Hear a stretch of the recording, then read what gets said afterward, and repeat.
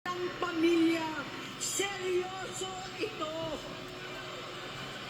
Minsan, kami ng Presidential Guard at Metro Gompa ang naglilinis tuwing nagpa-party po sila. Hindi mo na, hindi siya pa napapapati. Nabuhay kaming magkakapatid sa ibang bansa. Kami-kami lang. Kinumbinsi ko pa si Bongbong. Pakasalan mo na si Lisa. Naisip ko noon, kapag nag-asawa siya, malalagay na sa tahimik at magkakaroon ng diksyon. Ang laki ng pagkakamali ko. Mas lumala ang kanyang pagkalulong sa droga. Yan ang aming nais marinig. Yan! Lulong sa droga. Yan! Pinapagat ka rin namin na inapos. Okay ka na. Silang mag-asawa. Yes! Ay! Yan ang dapat mong sinabi na dati pa. Bakit nantayin pa ako ngayon? Naging gobernador siya ng Ilocos. Alam ng mga tao doon na halos hindi siya pumapasok. Tuwing kukumprontahin ko siya, ay nagsasabi siyang magbabago na siya, aalisin na niya ang bisyo. Hanggang sa may nagsumbong na naman sa akin na sa paggising pa lang sa umaga, kasabay ng almusal, marijuana pala. Na, hindi na mariwana. Hindi mo okay. Hindi mo na okay. Sila, lahat sila nagiinuman at gumagamit ng cocaine. Yan! Kasama ng asawa at barkada. Yan! Ang dapat na sinabi ko na Tulad dati ng pa. ama ko, kinastigo ko ang mga barkada niya. Ang nasirang si Bong Dasa, si Edvi Cruz, Inigo, Tony Boy, Sam Anton, alam po ninyo yan. Paano nagre-resign na sa takot ang mga pulis nila at staff dahil sa lumalalang bisyo. Yan! Ang dapat. Inayos ko sila dahil gusto niyang ituwid ang buhay niya. Gusto niyang mag-vice-presidente. Hindi siya pinalad at lalong nagkaroon ng oras para sa bisyo. Simula noon, naging malabo sa amin ang lahat. Kaysa mag-away, bigla na lamang lumayo ang loob namin sa isa't isa. Noong 2016, kasabay ng kampanya ni dating Pangulong Duterte laban sa droga, lumabas ang pangalan ni Bongbong sa listahan. Nakasama siya sa listahan ng mga celebrities, mga artista, Maricel Soriano at iba pa. Negative. Masinsinan kong kinausap si Pangulong Rodi. Halos manikluhod ako. Sinabi ko ayon sa kapulisan, dapat unahin, usigin ang mga pusher at saka na lamang sagipin ang mga user. Naligtas si Bongbong. Labis ang takot ko at pag-aalala. Kinausap ko siya at nagsabi siyang talagang siya ay nagbabago na. Muli at lagi, hindi ako nawalan ng pag-asa. Ako'y naniwala ulit. Mula noon na natatanggap ko na lang na balita tungkol sa kapatid ko ay regular na pagpapadoktor. Kaya kumalma naman ako. Inisip ko, totoo, dahil na-opera na ang tuhod niya sa gout. Siguro, totoo na ito. Hanggang nito, nalaman ko na tuloy ang paggamit niya sa mga party na garapalang naghahain ng droga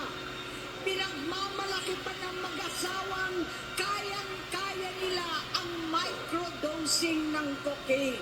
Hati-hatiin Ayan daw na. para 4 na beses sa isang araw. Hindi mabibisto. Ng araw ng mga Ang Dominicans, magpapakdoktor, pinalabas nila ang pag-stem cell. Nagpapagat ang presidente na totoo ang Nagpapa-blood transfusion. Kayang-kaya Kayang-kaya raw. Hindi ko maintindihan ang pinagsasabi. Noong 2021, kahit papano, nagkikita kami at nagkakausap.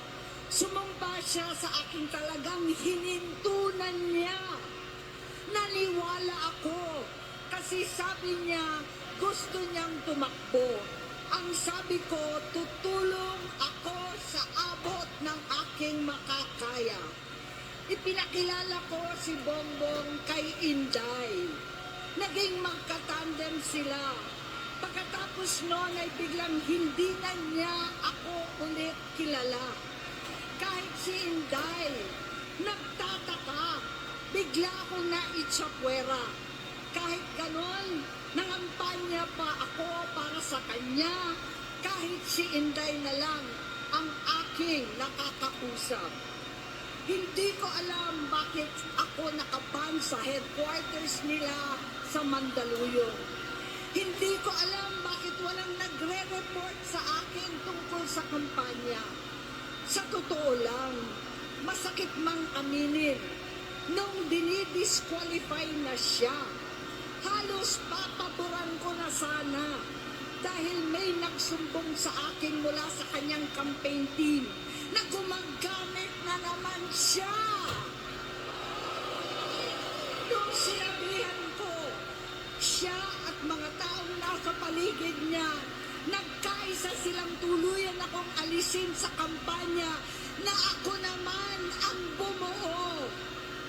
Sinabi nilang gusto ko na siya ay ma-disqualify para ako ang pumalit. Hindi totoo yun. Iniisip ko ang kalagayan ng aking kapatid at paano siya magsisilbi kung ganyan ang kalagayan niya. Pero pinaparating sa akin na hindi siya lulong at minsan na lamang tuwing nagpa-party. Hindi ko maipaliwanag bakit gusto kong maniwala at hindi mawalan ng pag-asa.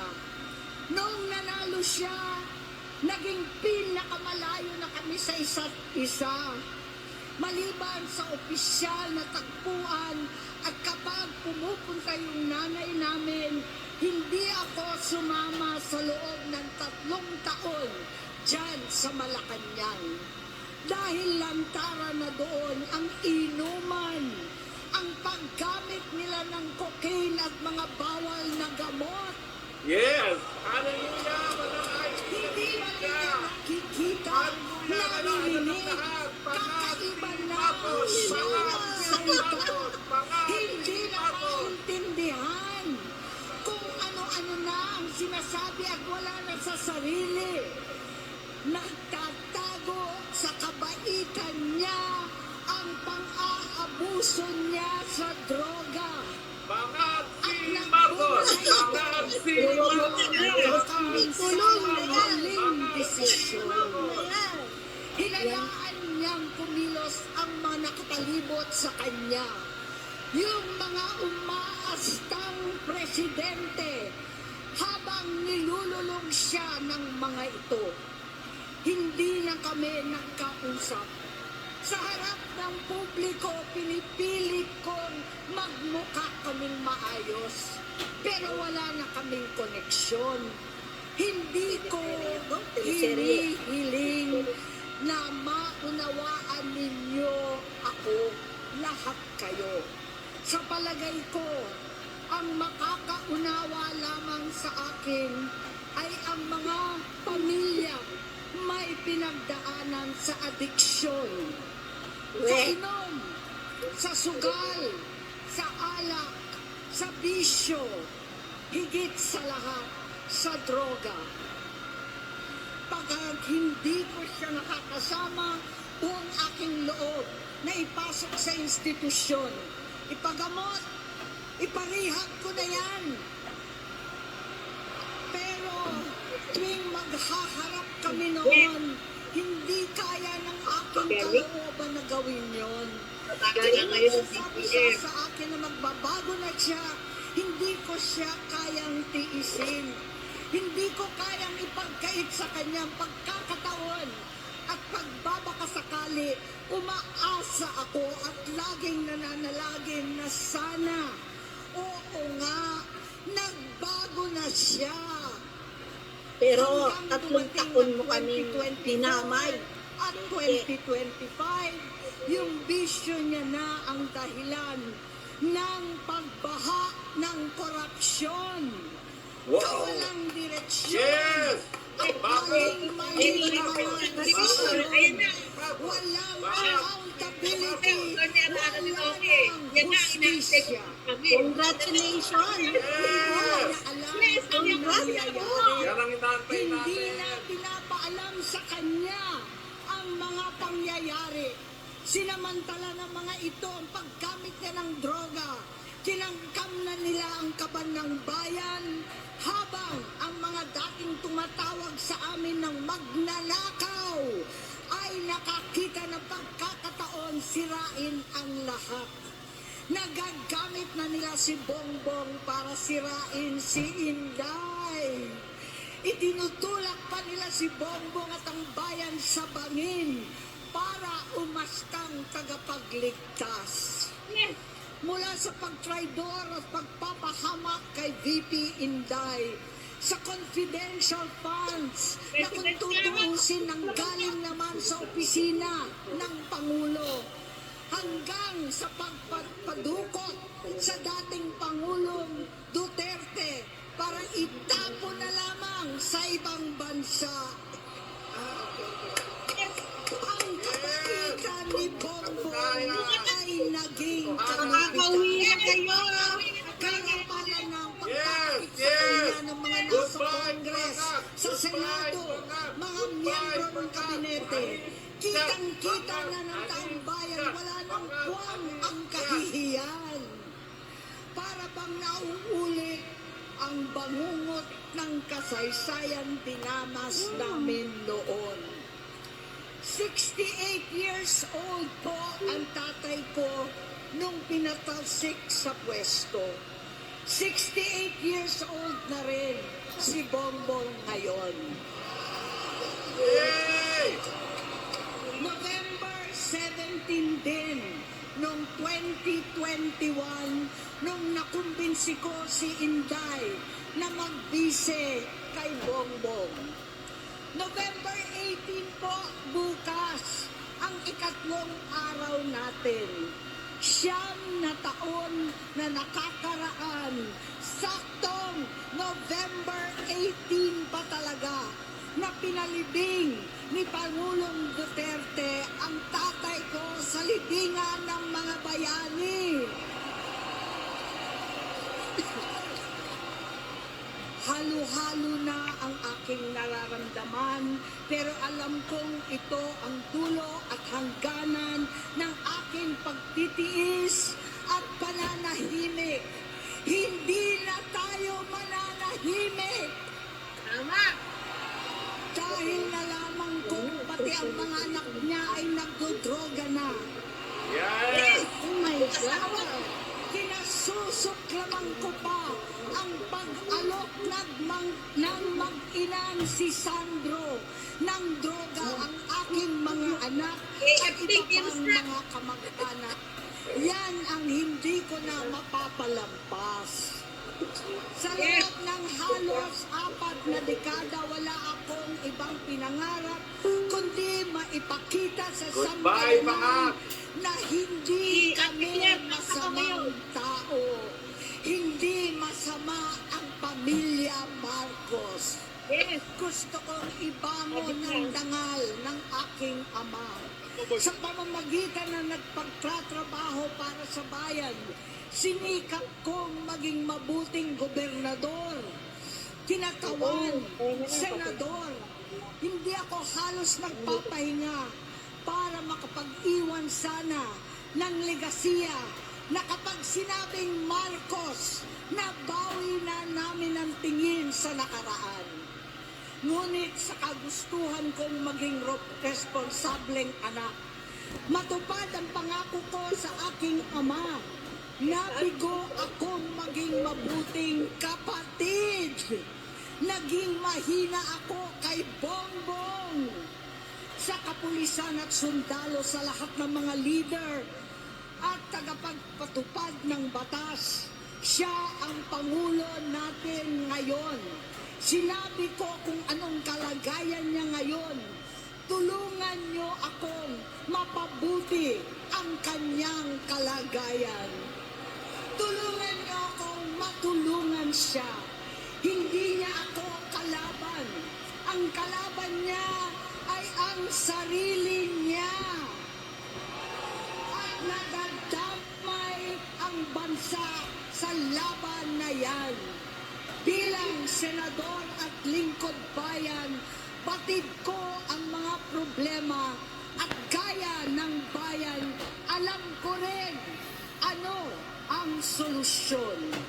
Sa pagkakawatak-watak, patuloy na pamumulitika, pagnanasa sa kapangyarihan ng mga talunan naman, kaguluhan sa Mindanao, alanganin giyera sa China at Estados Unidos, kawalang pananagutan sa flood control scam, karapalan, takipan, panggigipit na hindi kaalyado, pagkakanulo sa kapwa Pilipino, pagjakip sa dating Pangulong matanda't may sakit upang ihagis lamang sa bansang dayuhan, pagsagsag ng piso, paglaganap ng gutom, paghihingalo ng ekonomiya, at pagsasawalang bahala sa taong bayan. Ang delubyo at kalamidad na nagdudulot ng parusa, ang korupsyon na nauwi sa kawalan ng tiwala at hustisya sa Pilipinas, sa kanyang pamahalaan, lahat ng yan ay masusolusyonan kung ikaw, aking kapatid, magsaayos ng iyong sariling kalusugan. Resign na. Ano? Kapag humupa ang ingay sa politika, kapag umuwi na kami sa aming pamilya, hindi bilang senador, kundi bilang ate, bilang si Manang Amy ni Bonget, kaya itong sasabihin sa harap ng taong bayan, sa harap ninyong lahat, at sa harap ni Bongbong. Bonget, magtatatlong taon na tayong hindi nagkakausap. 3 taon ko nang sinusubukan muli na ako'y pakinggan. Siguro Clear na ng COA na 125 million. isip, minsan napapatanong ako sa sarili ko, ikaw pa ba yan? Si Bongbong ba talaga yung nakikita ko? Pero ako, ading ko, ako pa rin ito. Ate mo na tumayong ama't ina sa inyo sa ibang bansa. Ang kasama no sa sumubok na sanggain lahat ng sakit para sa iyo. Ang kapatid mo na hindi mo kailangan hingan ng tawad dahil agad ka nang iniintindi at tatanggapin dahil mahal kita. Nasa Bagong Tipan, kay Lucas, Kapitulo 17, versikulo 3 hanggang 4. Napaiyak Kung ako. magkasala ang iyong kapatid, sawayin mo siya. At kung siya'y magsisi, patawarin mo siya.